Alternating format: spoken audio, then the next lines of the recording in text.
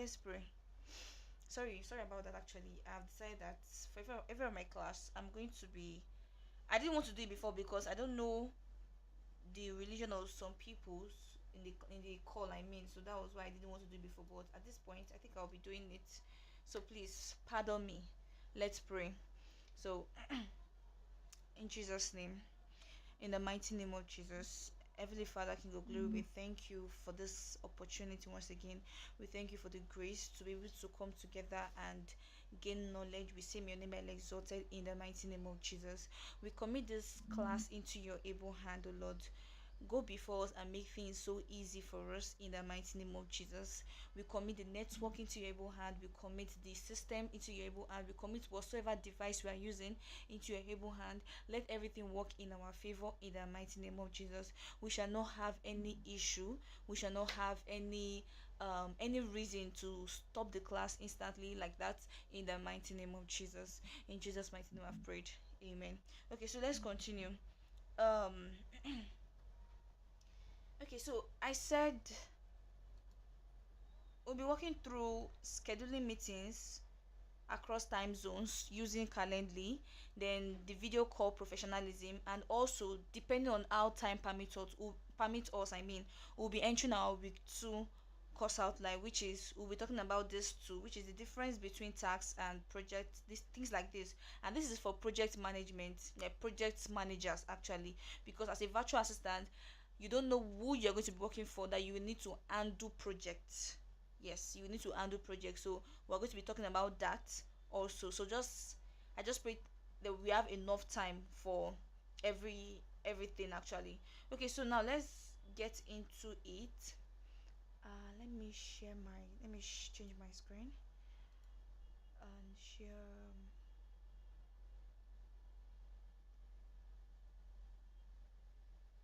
This. Okay.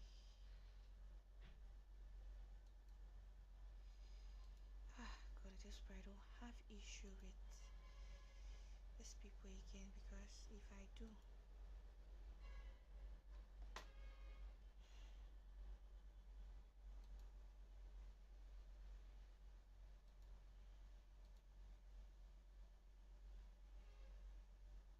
okay.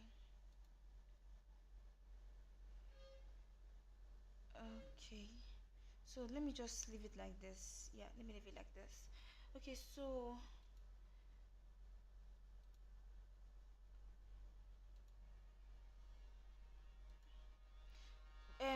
before I will continue with the Calendly actually, so I realized that yesterday I was talking about filters.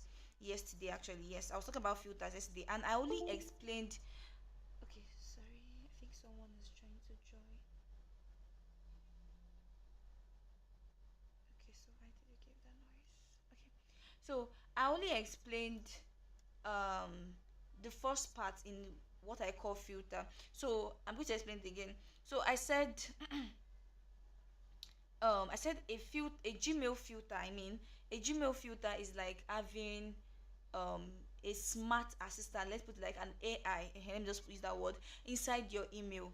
So instead of organizing emails manually every day, instead of doing that every day, like manual every day, filters do the work automatically. So I explained how to create labels, right? So I explained how to create labels, and I said you are creating labels because you want to arrange the emails into those labels so that your client, which is the person you're working for, will not be confused with the lot of emails that he has in his um in his account. So that is why you're creating emails. But what of if new emails are coming in? No, definitely new emails will be coming in, definitely, but because of you don't want to stress yourself too much, you will have to set it down, in the sense that you know that every day your client is always receiving I'm going to use certificate, since I have a label called certificate. Yes, so you already know that your client is always receiving certificates from people every day, which you and I know that is actually not possible. But your client is receiving certificates every day. Or let me use a better example. You know that your client is kind of person that is always receiving emails from his own customers every single day, you know that he's always receiving customers, he's always receiving emails from his customer every single day. But if they send you that email, you'll be the one again to go there, and you'll be the one to go there and put that email in this label. So now someone sent me a certificate. I know that people are always sending me certificates. So instead of me checking my Gmail account all the time so that I can start arranging it into the certificate label, I will set it down that okay, oh, my email, whenever you receive certificates, just put it in this label automatically. That is another thing filter will do for you. So yesterday I said filter will help you to get a particular email that your client is looking for fast. That's when you have a lot of emails and your client is looking for a specific email from a specific person. It will also help you. You get what I'm trying to say? It will also help you to search for that email within seconds for your clients. But filter can also help you to set your incoming, that's emails that are still going to be coming in, to set your incoming emails in a standard way. Now this is what I mean. If I let me go to all mail. So now I click on my filter, like this is that search option. I click on my filter, and this is what is showing me. Now I want to tell you, know, yesterday what I used was this part, this to, meaning I'm searching for a particular email that my boss asked me for. Then I used to, and I put the person email. My boss was like, I think I sent somebody email, and I put the person email just because I want to search for that email. But at this point, that's not what you want to do. What you want to do is that we are telling Gmail, that's the email, that I want you to automatically label this this email. Anytime you receive an email from this particular person, I want you to automatically label it, or I want you to automatically star it for me. So now let's say um I'm expecting an email from you. That's Temidayo. I'm expecting an email from you. Now, I don't want to be checking my email all the time. I don't want to be checking it all the time. I can just tell my Gmail that from I'll just put your email here. I'll just put your email in this from aspect. Then I'll tell Gmail that if you receive an email from this particular person, I want you to, you now click on create filter. I don't want to, hey, gosh, I don't want to really put, let me just put owner there here. Yeah. So I don't want to put email address. I don't want to put the complete email address there because I don't want issue with YouTube. So I'm just going to use this name like this. Then if I put the person email address here, then I can now put the subject of what I am expecting. Or even if you don't know the subject that the person, like now, if I don't know the subject you want to use in sending me that email, I can put the words, because I'm very, very sure that, oh, I'm sure Temidayo will send me a message concerning assignments. So I can put that word there, that assignment. So if my Gmail notice that an email came from Temidayo, my Gmail will also check if that email has anything like assignment in it. If it has, then I'm telling my Gmail that it should create a filter for me. Create a filter. I've clicked on create filter. I want you to apply the email to, or I want you to start the email for me, or I want you to never send the email to spam, or I want you to apply the assign the email to a label, which is any of this label. Do you get what I'm trying to say? So that is what filter will also do for you. Do you understand? Yes, my do. I Okay. understand. Okay, thank you. So now we can now leave the filter aspects alone, because I just wanted to, I noticed that I did not say that yesterday, so I said I was going to repeat that again today. Okay, give me a minute, let me respond to someone.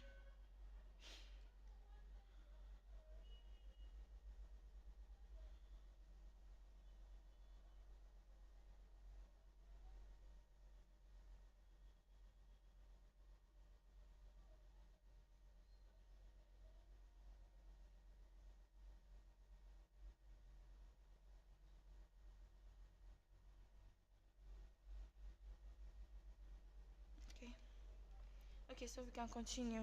So the next thing, like I said, we'll be talking about project management. So we're moving. Okay, before we even move to that, let me do the calendar. We're not moving to I don't know why I'm in a hurry to move to that project management. It's actually very very interesting. Maybe that's why I'm in a hurry. So now let's just go to calendly. Now I explained to you guys yesterday that sorry, I explained to you guys yesterday that one of the major challenges that one of the major challenges that virtual assistants have is that they are always working for clients from different countries. So virtual assistant is always working with clients, not from working with clients from different countries. So if your client is in Canada and you are in Nigeria, which was the question you asked, I think you asked that question yesterday. If your client is in Canada and you are in Nigeria, your 2 p.m. is not their 2 p.m. But we have this tool which is called Calendly that will help solve that problem automatically, in the sense that you're working for a client that is in Canada, but the kind of job your client is doing requires people booking meetings or booking appointments with him. So the kind of job your client is doing requires his own customers to book appointments or meetings with him. Now, instead of them always calling and saying, oh please, I want to meet your boss, and you are not telling them that, okay, I will book your appointment for you, you can come tomorrow by 2 p.m. Instead of doing that, you don't need to do that. Now the best method to go through is Calendly. Now Calendly will help you to avoid double booking. What I mean by double booking is that, now if the first person call you that, I need to have a meeting with your boss, then you tell the person, okay, come tomorrow by 2 p.m. Now a lot of people are always calling you. Now you might not remember the times you gave to those people, or the time you gave to those people. So now, and that person calls you immediately, and the person was like, I want to have a meeting with your boss. Then you now say, okay, come and meet him tomorrow by 2 p.m. Remember, you've given somebody 2 p.m. already. Now you're giving another person again 2 p.m. Are they going to have the meeting at the same time? No. So that is why Calendly is here, to avoid double booking meetings. So you won't have any issue. Now I'm going to show you practically. Yes, practically. So the first thing you're going to do is to just, you can download the app. Yes, because this Calendly has an app. So you can download this app, which is Calendly, on your phone. Now you will also create your account.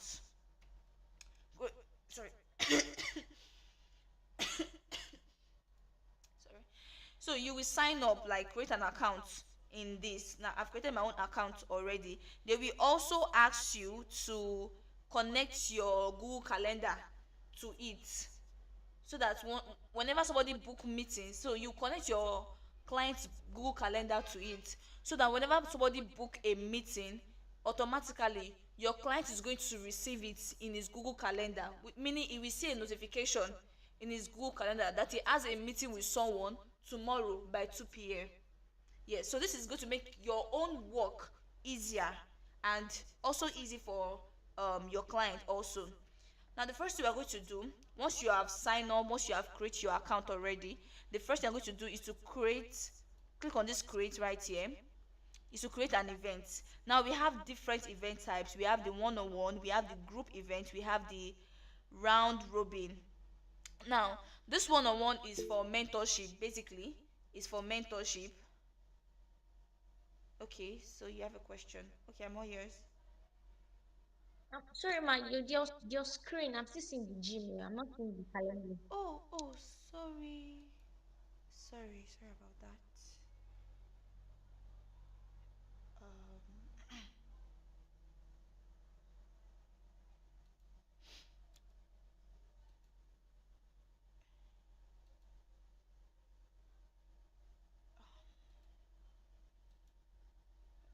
okay. Are you seeing my calendar right now?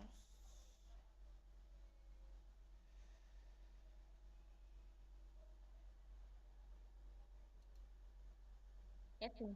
Okay. Okay. So sorry about that actually. Okay. So like I said, the first thing you're going to create once you've opened the app, once you've signed up, once you've created an account with it, the first thing you're going to do is to click on create. Now, if you click on this create right here, we have different types of events. Now, it depends on what your client is doing. Like I said, it depends on what your client is doing. But with the example I gave, I said your client is the kind of person that people are always booking appointments with him. Yeah. So it will be like a one-on-one, which is like a mentorship. Yes, a mentorship or an interview. Yes, that's the kind of event. And if it's like a group, if it's like a group in group meeting, then you can now click on group. Like the way I'm having class with you guys, I can always pick it there that okay, I want to be having a group class Monday, Wednesday, and Thursday. You can create that also, but we are not doing that. We are doing one-on-one. So if you click on the one-on-one, okay, so if you click on the one-on-one, this is the first thing. The first thing we ask you is what is the meeting type. Now you can just type the name of your meeting. You're having meeting with your client. You can just put book an appointment with the doctor. Let's say the person you are working for is a doctor. Yeah, so book an appointment with the doctor. Then the next thing they're asking you is duration. Now if someone book a meeting with the doctor, how many minutes are they supposed to spend with the doctor? Some people can use 1 hour, some can use 30 minutes. So we're going to be using 30 minutes here. That okay, whatever thing you want to say, let's use 30 minutes. You only have 30 minutes left because after your 30 minutes we have somebody else on the queue. We have somebody else on the queue that want to talk to the doctor. So your duration is just for 30 minutes. You can always change it actually. We have 30 minutes, we have 45 minutes, so you can always change it. Yeah. Then the next thing they are going to ask you is location. But yes, location. So because of it's a physical place, you can always add a location if it's in person. If you want the person to come, they can choose in person. Now, if it is in person, you will have to put the location of the hospital or the office where your client is. You put the location there. Oh god. You put the location there. Then okay, god, please help me. I don't want these people to drop down my video. You put the location of the office there. Then if it is not going to be a physical meeting, it is Zoom or Google Meet. You can always click on Google Meet here.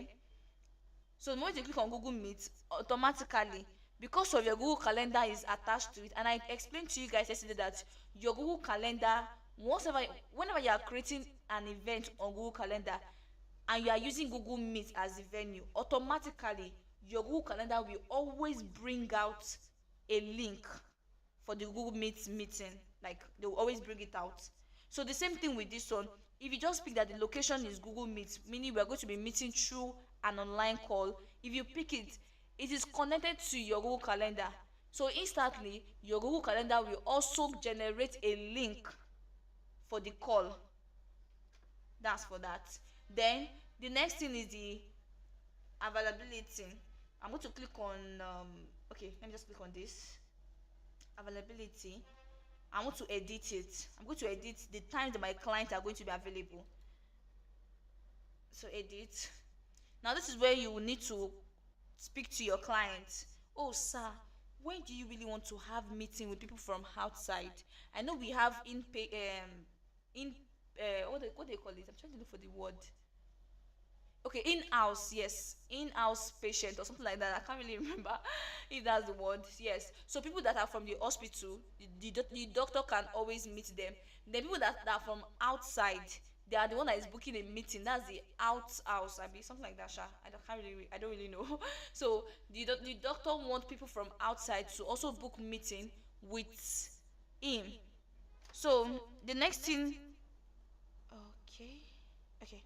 So the next thing you're going to do, you're going to ask him what times are you available for meeting. If he tells you on Sunday, this is for Sunday, on Sunday I am not available. On Monday, yes, I'm available on Monday. you can put it. If you now say it's not available on Monday, you just cancel it. I'm going to be canceling these times. Yes, so it's not available on Monday, but it will tell you that okay, on Tuesday and Wednesday, those are the only time I want to be having meeting with people from outside.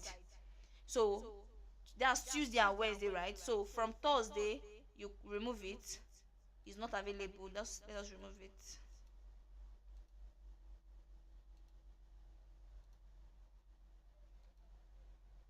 Okay,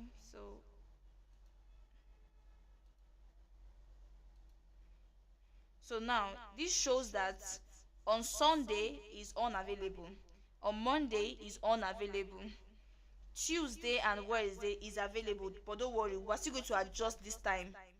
Then on Thursday is unavailable, on Friday is unavailable, on Saturday is unavailable.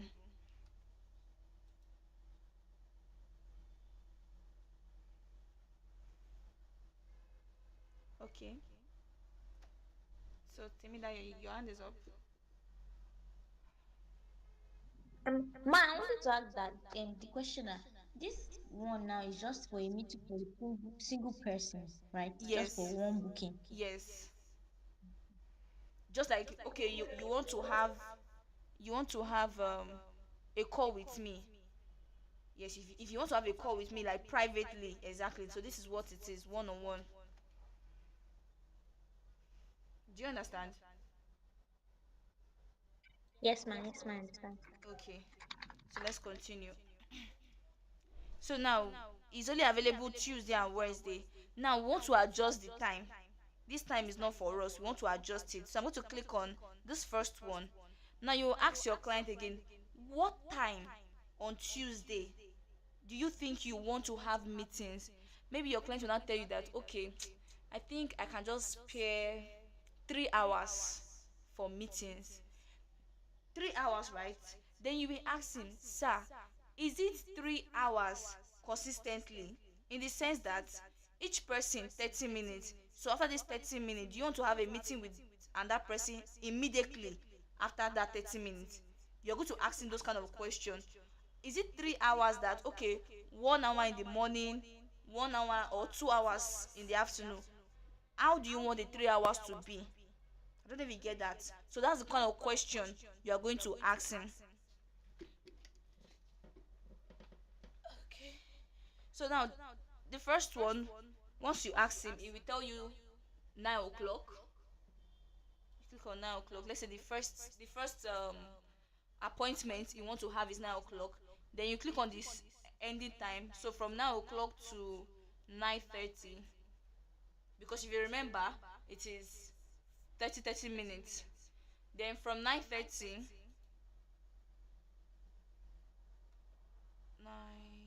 we're going to say 9:45 because at least it needs to rest. Now it needs to rest. You can put 9:45. But if he does not mind, because I know that for doctors, as one person is coming in, sorry, as one person is leaving, another one is entering immediately. So if he does not mind, then you can also put it here as 9:30 to 10 o'clock. But because of you are trying to like consider him, you are trying to like feel like okay, I think he just finished a meeting, let him rest. You know that those kind of thing. You just finish a meeting, let him rest. Then you can now put it here as 9:45. So if it is 9:45, you know the time also here will change just to complete 30 minutes. Do you get what I'm trying to say? Yes, ma. Yes, Okay. ma, I do. Okay. So now let's say from 10:15, I'm going to change that time.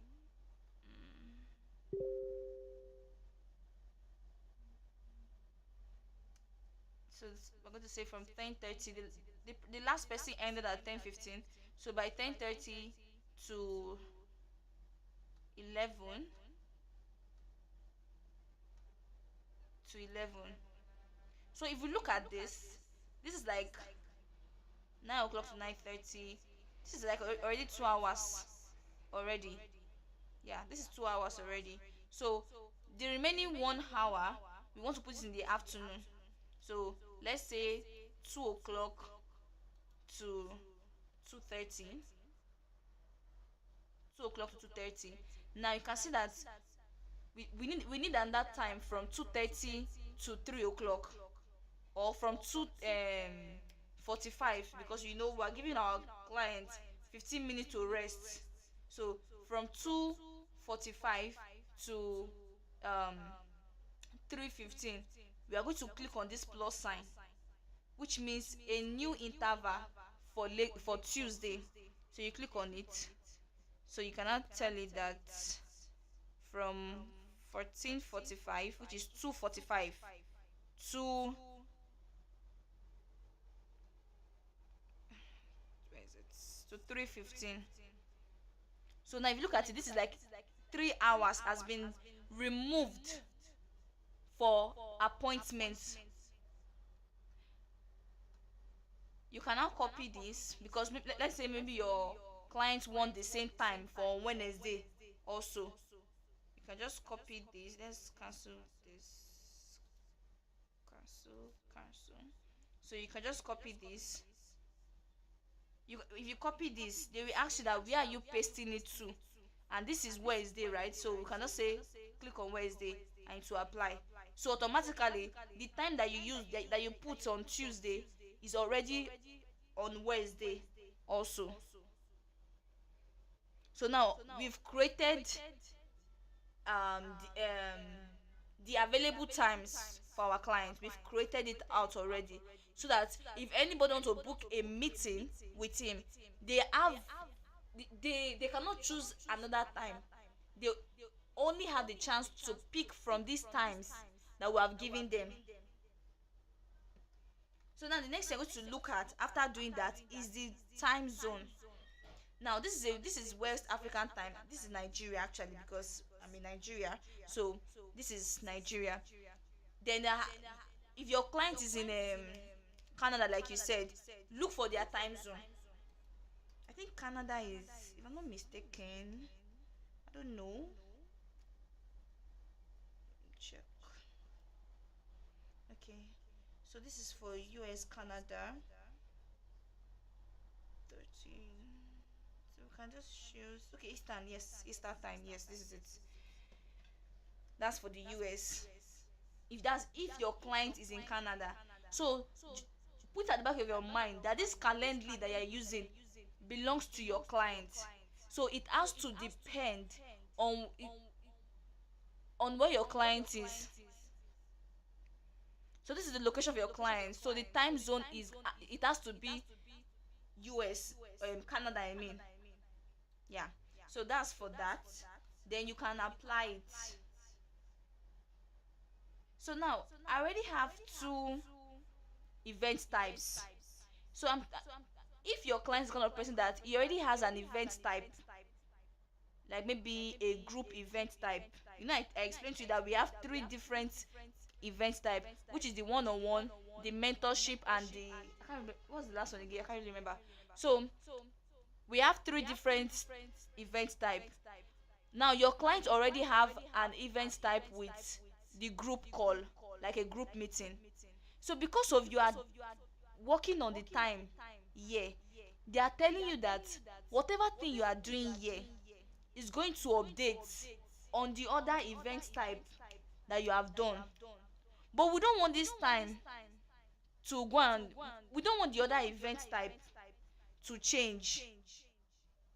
Do you get what I'm trying to say? So we're going to click on this, like this is the arrow, because they're telling us now that whatever thing that we are doing here is affecting these other two event types that we have, which is not what we want. So I'm going to uncheck this. I want it to only affect this first one, which is what is there. Yes. So you can see this one has been marked already. You now click on apply.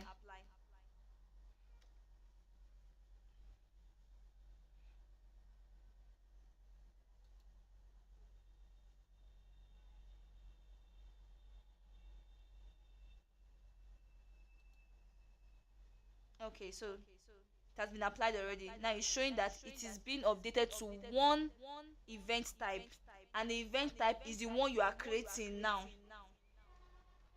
So you can now click on apply to one event type. I'll click on apply.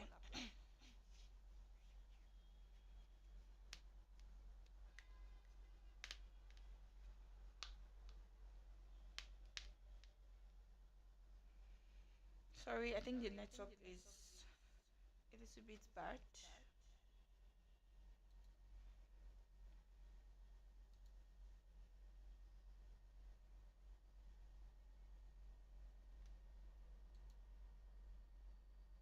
Okay, so it's showing right now.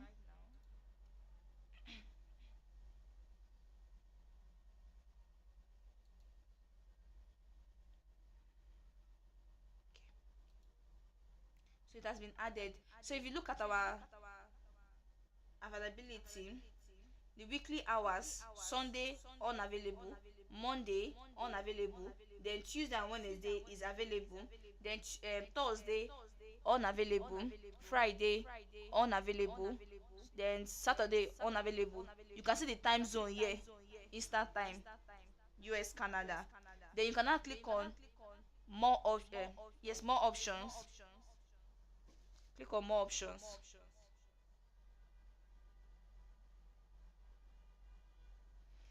Now this is a preview. If you look at this is a preview of what your calendly will look like, because the moment you send the link, now let's say the person you are working for has a website, they can put that link on the website and say, okay, if you want to book an appointment with the doctor, click on this link.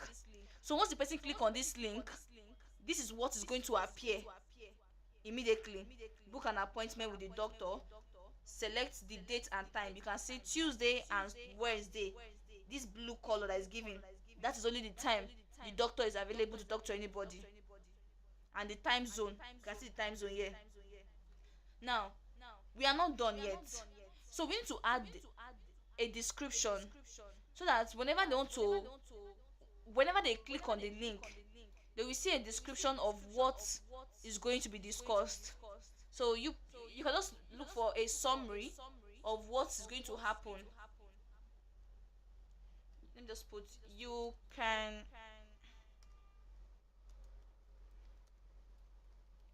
book an appointment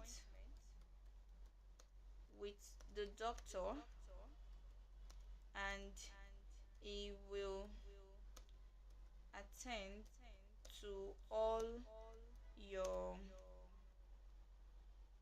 complaints. So you can just put it like this. Actually, that's like a description, but description can be long also. Yeah.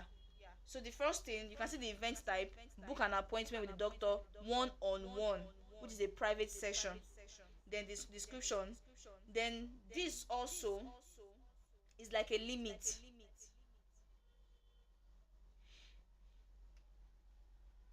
Sorry, I'm trying, where is it?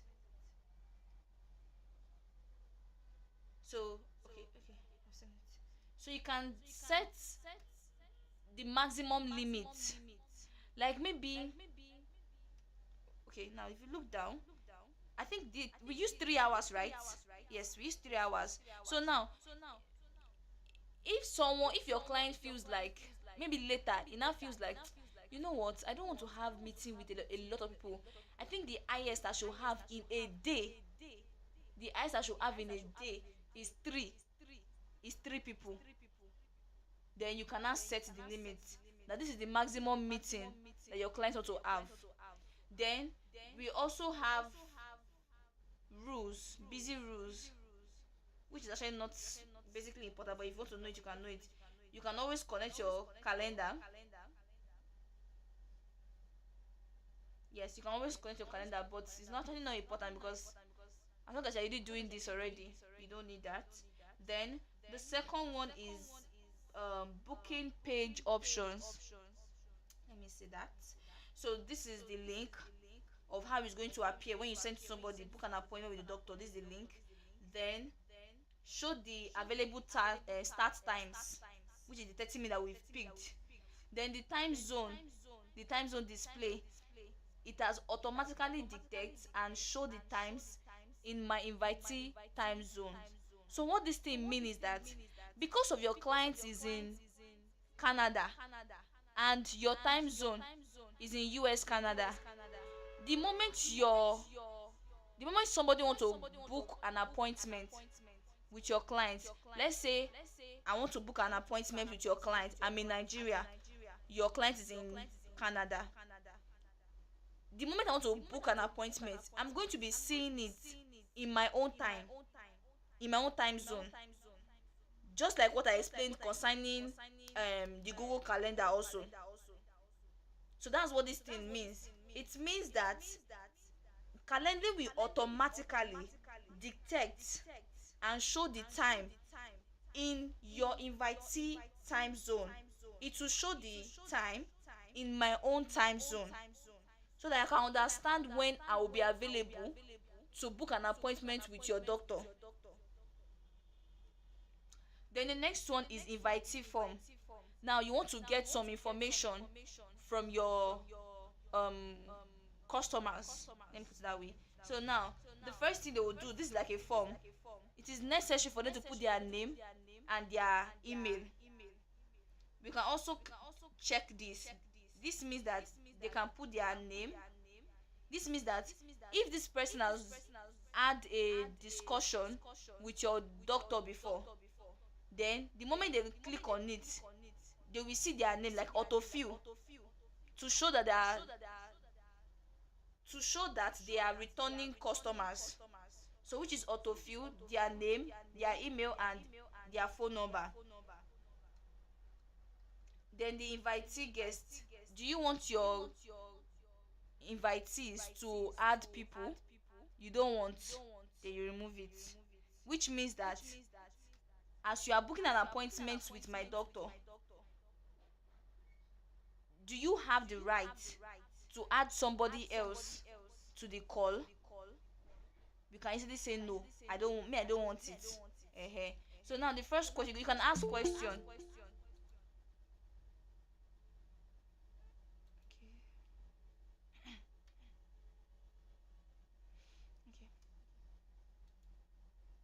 So you can ask a question that um what exactly is the issue, or what is the topic of what you want to discuss with the doctor. You can always, like, like a form, so that once they put the information there, your doctor will always know beforehand what they want to discuss about. So that's what the form is actually there for. And this is the where you write the question. You can always mark it that is required.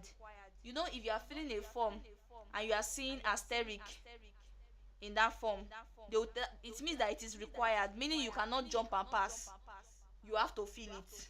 Yes, so you can always mark it here that it's required for you to fill this part. Then the answer type, it means, do you want to give the person option of what to pick, or do you want them to type it by themselves? So that's what they call answer type. What kind of answer type do you want to give them? We can use, is it one line? One line means let them write it by themselves, but it's going to be very very short, like as if they want to write their name. Is it multiple lines? Multiple lines means that it's like a paragraph. Maybe they want to write like 4 lines or 5 lines. That's for multiple lines. Then the next one is radio buttons. This is like a multiple option. Maybe you just click on, just tell them that they should click on one. Is it yes or no? They should click on it. The same thing with check boxes. Why? For drop down, as the name implies, they can always pick from a drop down list. Then phone number. Now if you are asking the person for for phone number, you can always put phone number here, because calendly will detect if the number is correct. So that's for the invitee form. So if you want to add a new question, like we have a new question after question 1, we want to add another question, you can click here, add new question. That's for that. Now if your client is someone that if anybody wants to book appointment with him, they will have to pay, then you can always do that here also. So I can't do that because this is not okay. Wait, sorry, let me delete this. Okay, So if they want to pay, maybe some people usually pay for consultation. So if you want to pay for that, you will click on this payment aspect.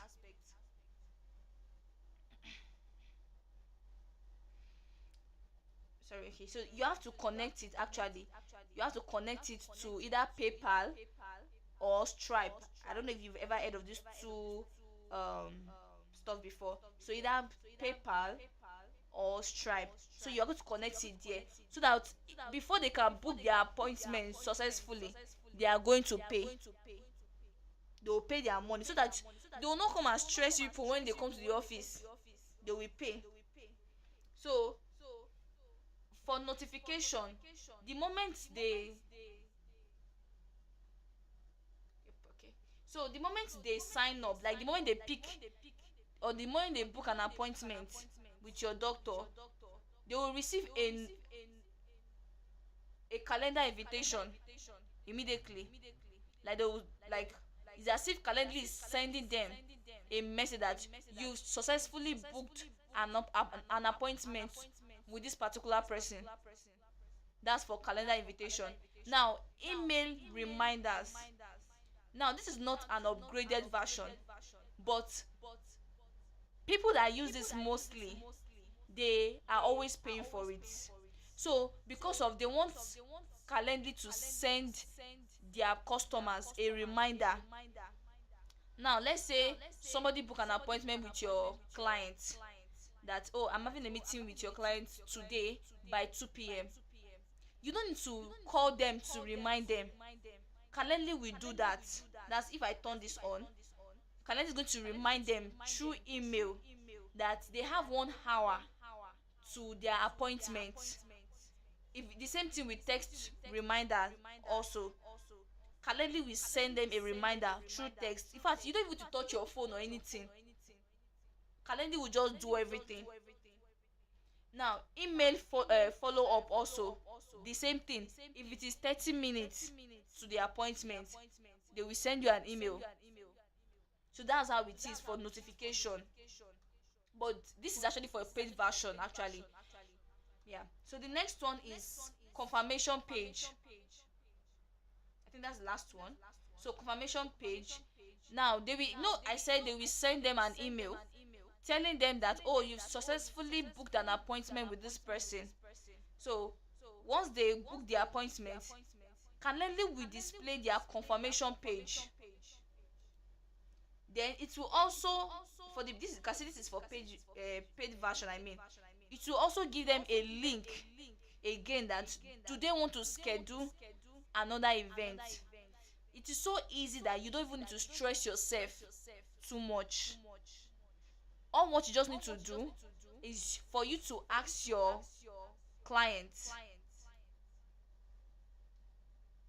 Okay. Okay, so all what you just need to do is for you to just ask your client that, okay, what times will you be available, which days or what days will you be available. Those are the two things you need to ask. The rest is what you will do by yourself, and the kind of questions you're going to ask them in their form. Then you can save changes. So now it has said, it's showing saved, right? So now this is the link. If you copy this link, I've copied the link already. I'm going to go to a new file. Let me reshare my screen.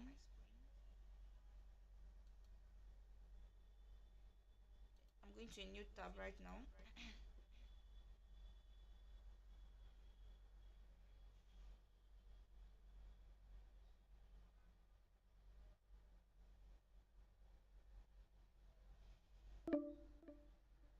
Okay.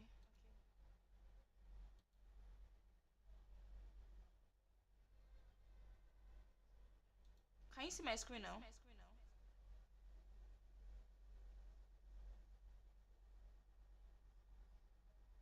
No, ma'am. Okay. What's going on?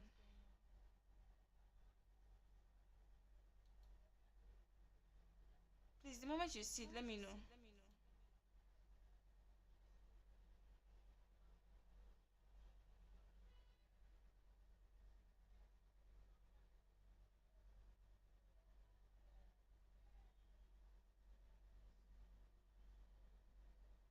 Can you see it now? Yes, my turn. Okay. So now the link I copied, I'm going to paste it here. So this is how the link is going to look like. Book an appointment with the doctor. So once I press enter, let's say I'm a customer actually. I want to book an appointment with your client. So I've clicked on the link.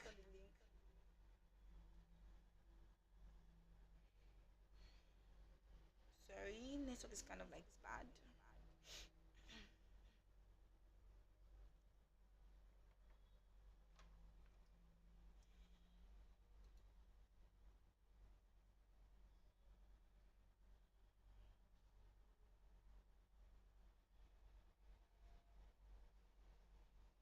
Okay.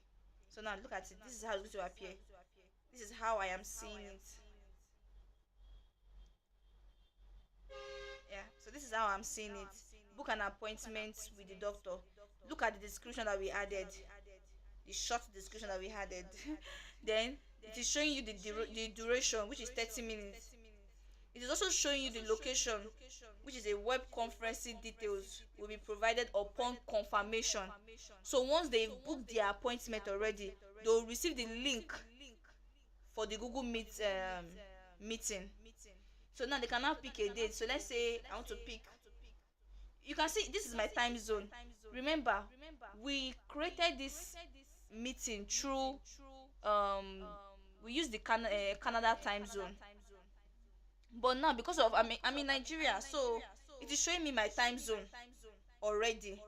That shows that Calendly will automatically detect where your customers are. So I'm going to click on a particular day, which is tomorrow, on Tuesday. Then they are asking me now to pick a time that will be available. So I can now say, okay, I'm picking 2 o'clock. Then I'll click on next. Now they've provided me the form. Your name, your email,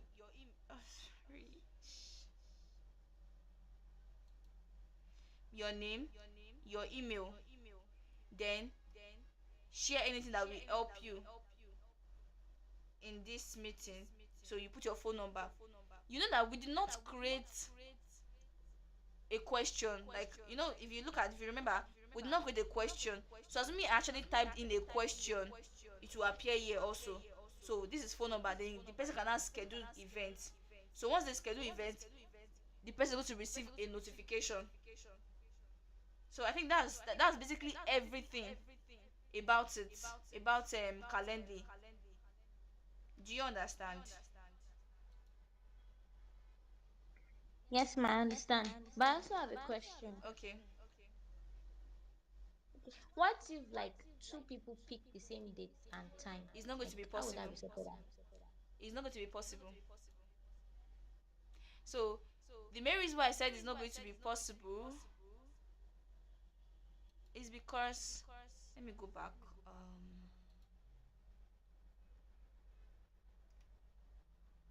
If somebody have picked this 2 o'clock and we've confirmed it, and the person have confirmed it also that it's 2 o'clock, if somebody else is coming and want to pick this 2 o'clock, you can't meet it there. You can try it actually. You can try. I don't want to try because of I received some messages from YouTube, and I don't want to violate those rules. If not, I would have tried it and put in my email address and things like that, but I'm not supposed to do that. So if I book a meeting right now by 2 o'clock and somebody else comes here to book a meeting, it's not going to be possible. They won't see 2 o'clock here. The next time they will see is 2:45. They won't see 2 o'clock there. So that was why that was why when I was explaining Calendly, I said Calendly is going to help you avoid double booking. It's going to help you avoid double booking.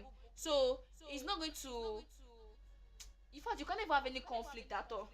You can't. With Calendly, you can't. Do you understand now? Yes, ma, I do. Okay. Mr. Michael, good evening.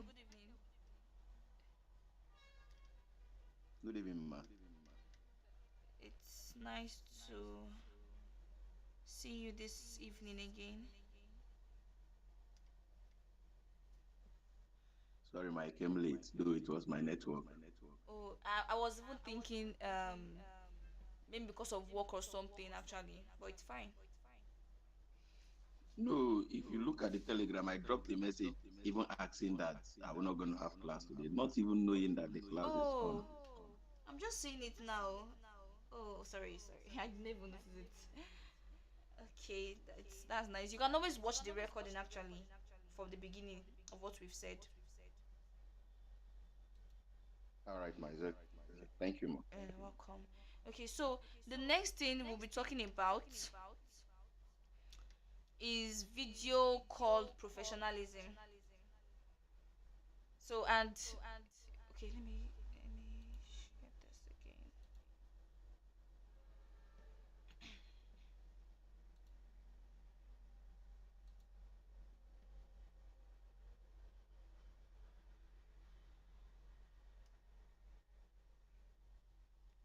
So I said we're going to be talking about the Google Workspace. Are you seeing my screen now?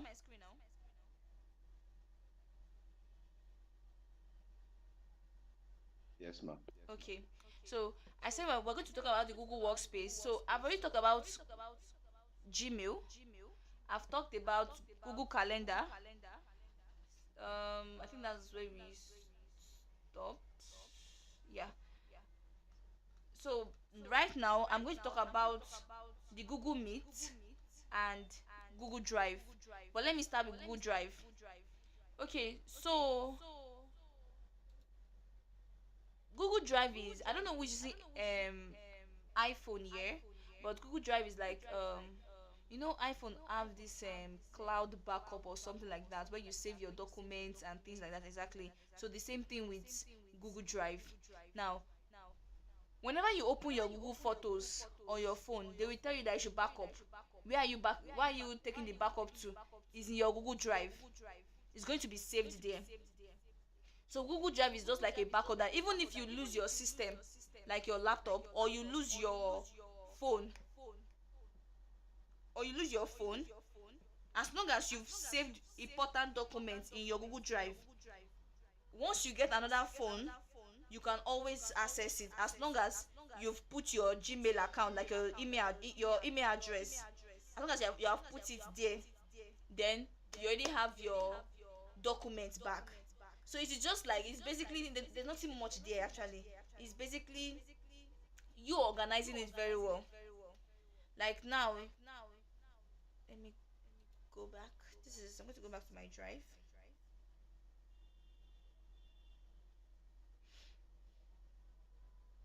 So network. Okay, so now this is my Google Drive. Now, mine is already arranged actually, is already organized.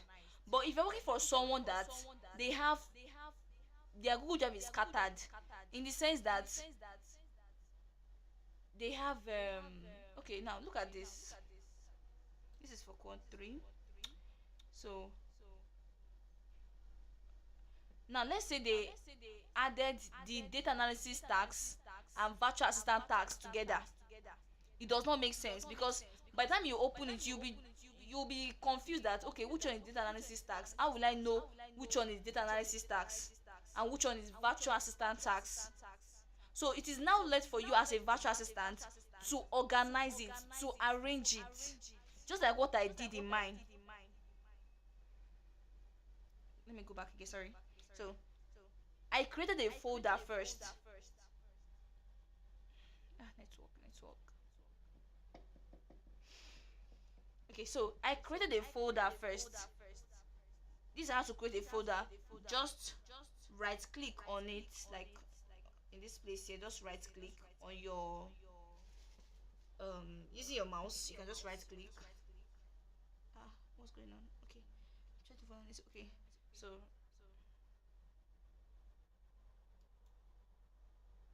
right click, then look at it. They're asking for new folder.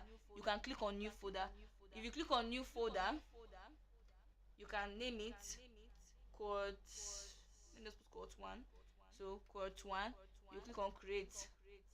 Meaning, if your client has lot of proposals, if he has lot of proposals and everything is just scattered, you can rename it. You can put proposals in this folder name here, proposals. Then when you open it, I've double click on it. So after my drive, you see a folder quote one, or what I call it, proposals. Yes. So every single proposal that your client has worked on is going to appear here. You see that we arrange it. So how are you going to do it? You can either click on this new button here.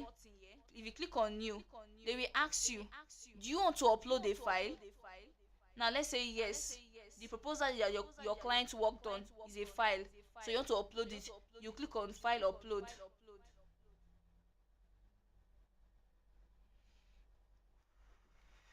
Yeah, so you click on file upload. Then you can now click on anyone. Let me say I'm going to click on this file. Then I'll click on open. You can see, if you look down, it's saying that it is uploading one item already. Do you understand? So that's basically how to upload files on Google Drive and how to arrange them. If you notice it, because of in Quad 3, I don't have only one track. What I mean by track is that data analysis and virtual assistant, they are different tracks. So I don't have only one track. I mean, so I have to arrange it in a way where it will not confuse me. Now I can decide that, okay, if you open Quad 3, you will see both data analysis and virtual assistant, but it is together, so you'll be confused. So I decided to arrange it myself, that okay, I have to create another folder inside this folder called Quad 3. So I created two more folders. Then the first one is data analysis tags, the second one is virtual assistant tags. Then inside this data analysis tags folder, that is where you will now see everything that relates to data analysis. If you are looking for virtual assistant own, come to the folder and open it.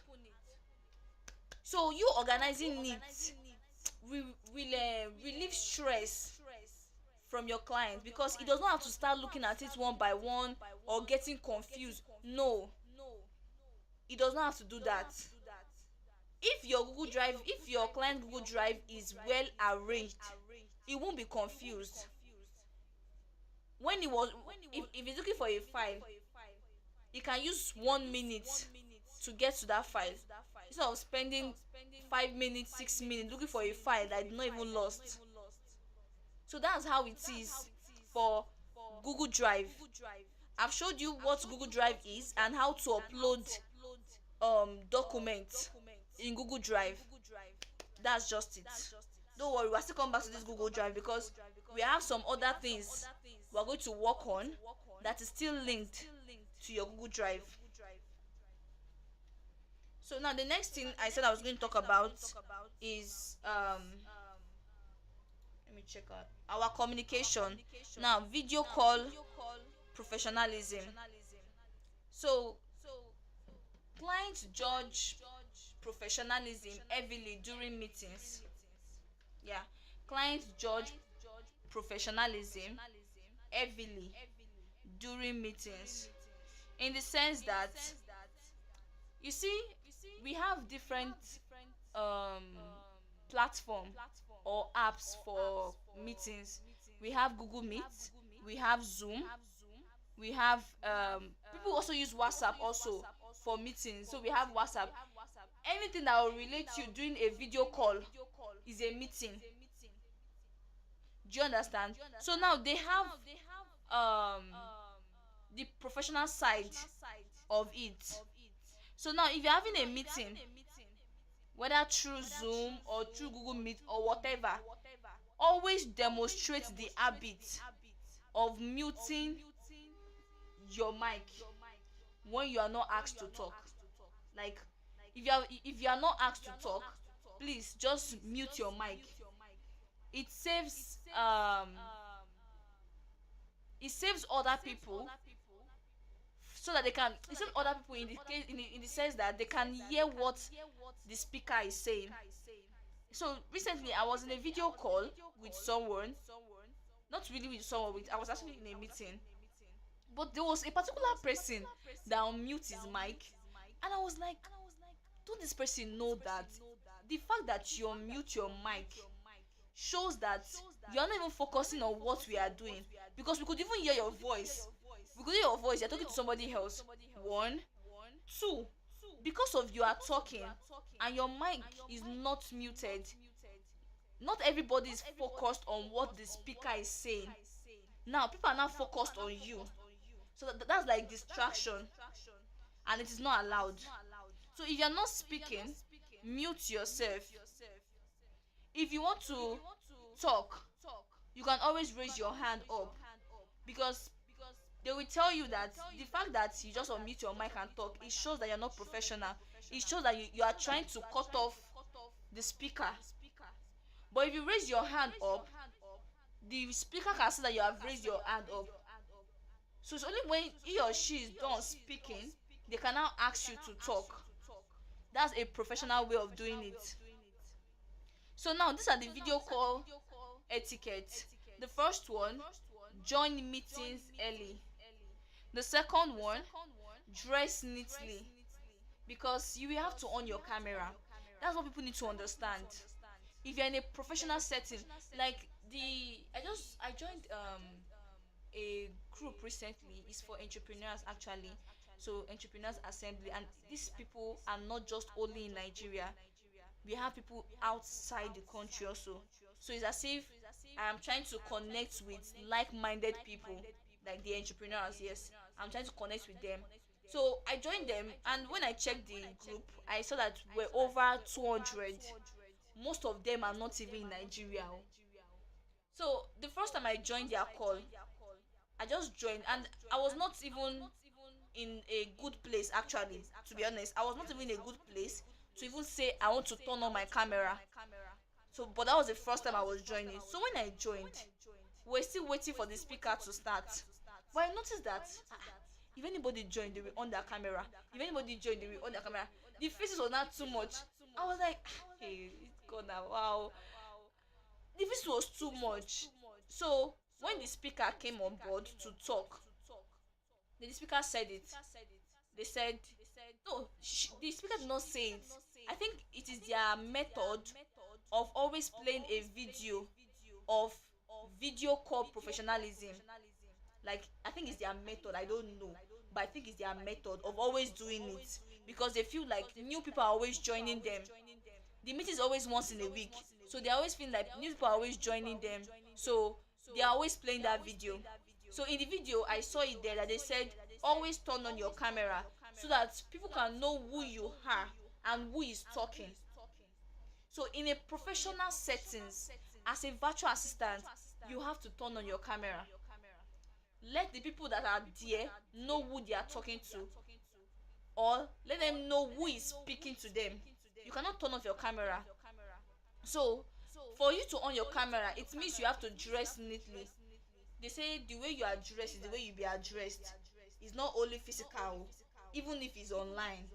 Please dress well. Yes. Then use a good lighting. I've mentioned 3 already. The first one, the first etiquette is join meeting early. The second one is dress neatly. The third one is use good lighting. Don't gonna stay in a dark area and expect them to see your face. No. Stay in a bright environment, a bright area whereby they can see your face very well. That's the third one. And the fourth one is avoid background noise. Most people, not everybody, most people don't like it, because the main reason I said not everybody is because I think I said I told you guys I worked for a fashion brand in the US last year, and the client I was working for was it was not strict, it was nice. It was, I don't know, it was just nice and playful, friendly. So even if you're not on your camera, you are good to go with him. That's why I think in our last class I mentioned that we have different clients. Just know the one you are working for. So my own client was very very nice. Even if he's talking to me and I know my camera, he doesn't have an issue with it. But me, I'm always trying to on my camera down actually. But and the days that I don't feel like on the camera, he doesn't have an issue with it. Also, I said I stay in an environment whereby if cars are passing, you'll be hearing the sound, you'll be hearing the noise. That's kind of environment I stay. But he does not have an issue with it. As long as he can hear me, he does not have an issue with it.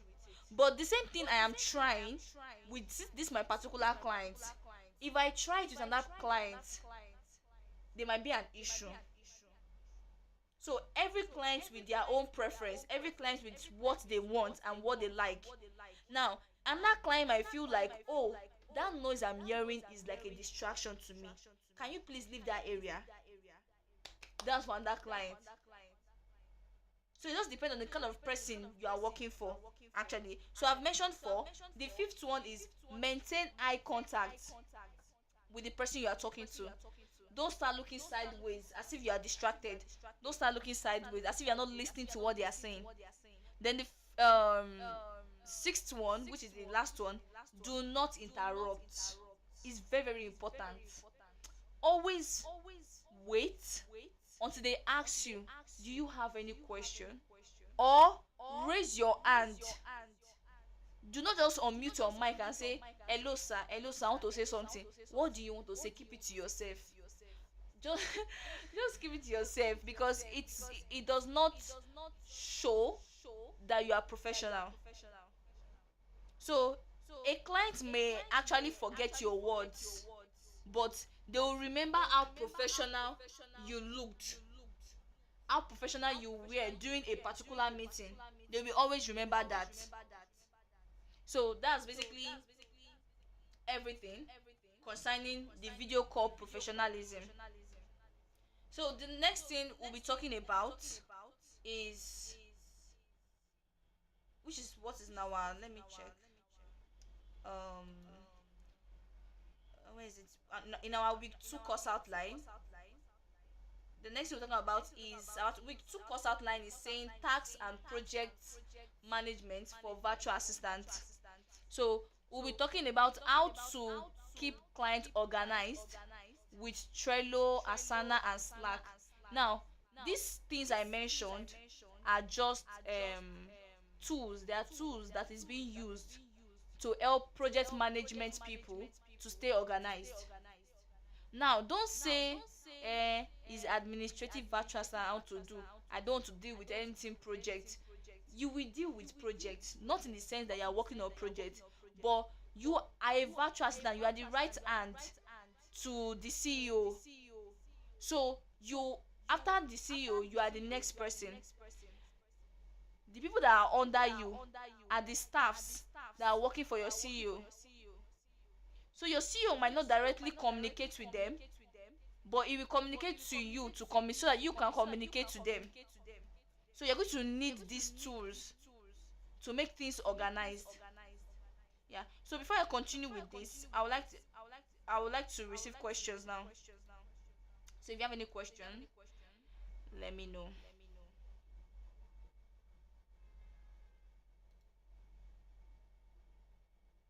No questions. You're sure?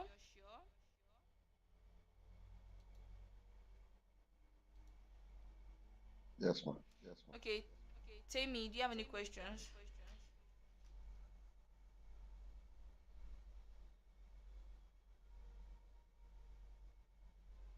No questions, ma. Okay. So we are good to go, right? Okay. Yes, ma'am. Yes. Ma. Okay. Temina is raising up her hand. Okay. No, it was a mistake. Oh, okay, okay. So the next thing, So basically, I won't be going to the practical aspects for the. We only have 30 minutes left, so I won't be going into the practical aspect. We'll do the practical aspect on what they call it on Wednesday. Yes, that's our next class. So the first thing you need to understand is tax. Like tax, what do tax mean?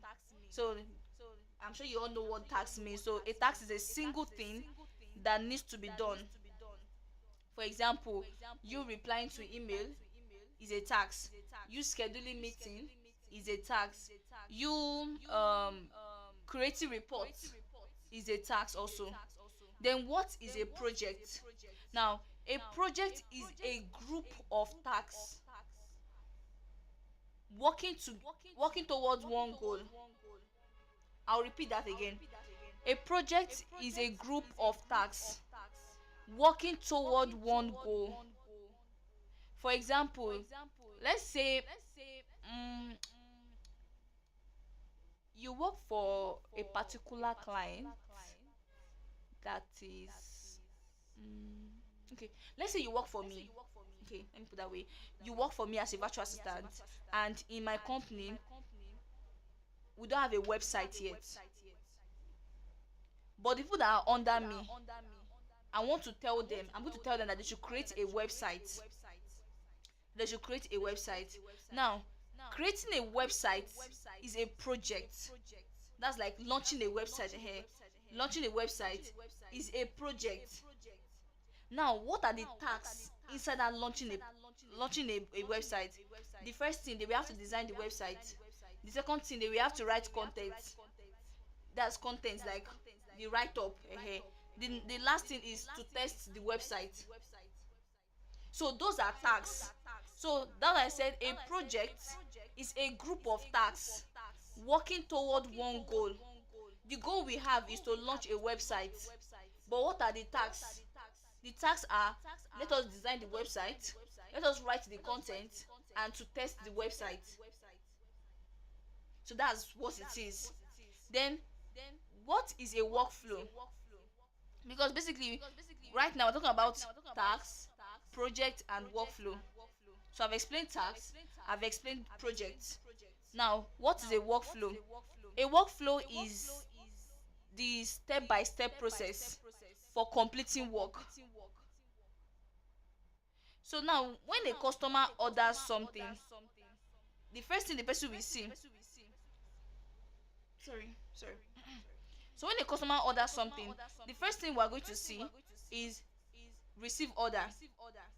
The second thing, confirm payment. The third thing, ship the item. Then the last one, send tracking details to the person. Now, a customer reach out to us that they want to order something. We've received the order. That's the first thing. That's the first process, the first step. We've received the order. The second step, we've confirmed the payment. The third step, we've shipped the item. And the fourth one is we've sent out the tracking details. Now, that is a process. So this process is called a workflow. A workflow is the step-by-step process for completing work. So clients hire virtual assistants to reduce confusion and keep work organized. Like if you look at this thing very well, I've showed you ways to help your clients stay organized. Like I've showed you different ways to help your clients stay organized. It just depends on the one that your client is comfortable with. This one I want to show you now, your clients might not be comfortable with it. They'll be comfortable with another tool. So everything is as if it's the same thing, but their interface is different. Yeah.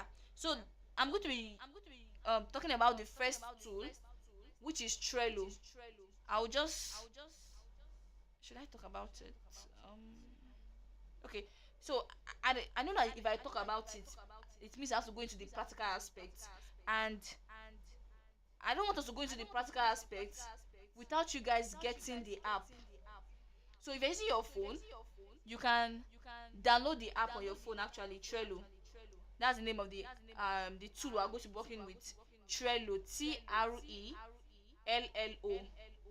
But if you know you want to be using your laptop, you can just use the website Trello.com or something. You can sign up. Yeah, so Trello works like sticky notes on a board. You know, people that usually put sticky notes, I don't know if you know what they call sticky notes. They usually put sticky notes, they'll put the tasks that they want to do, so they'll now stick it to their laptop or to their book. If they've done the first task, they will mark it. If they've done the second task, they will mark it. That's like what Trello looks like also, but this one is digital, it's not paper. So I won't really talk much on it. I think we're going to end the class safe. So I won't really talk much on it because I don't want us to go into the practical aspect, I mean, without you guys getting the tool. So you can get the tool today, then on Wednesday we will not do the practical aspect in full, because at this point I'll be needing people will be in group. Exactly, you'll be in group. So we're going to do this on Wednesday. Yeah. So are you fine with that?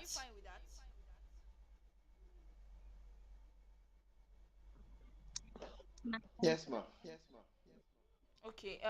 Temidaya, what did you say? Are you fine with it? Yes, ma, I am. Okay. So okay, I think that's okay. Yeah, that's okay. So we're going to stop the class now. Um yes, we're going to stop the class now. Then download the app if you're using a phone. If you're using a laptop, sign up. Just go to their website, Trello.com, then sign up. Then on Wednesday, we're going to meet. We're going into the practical aspects of how it's going to look like. Yeah. So thank you very much for joining this class once again. See you all tomorrow on Wednesday. Yeah. Thank you very much and good night.